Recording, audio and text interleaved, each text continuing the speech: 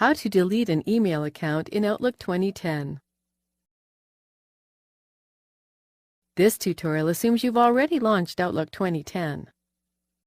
To delete or remove an email account from Outlook 2010, first click the File tab.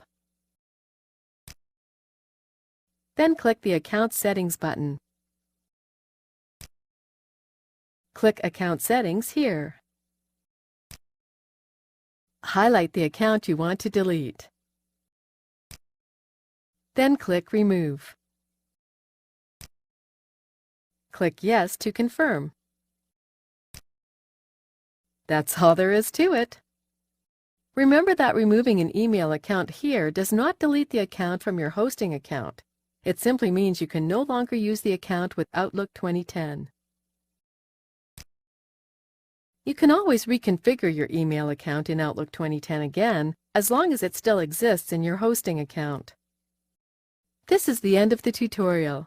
You now know how to remove an email account from Outlook 2010.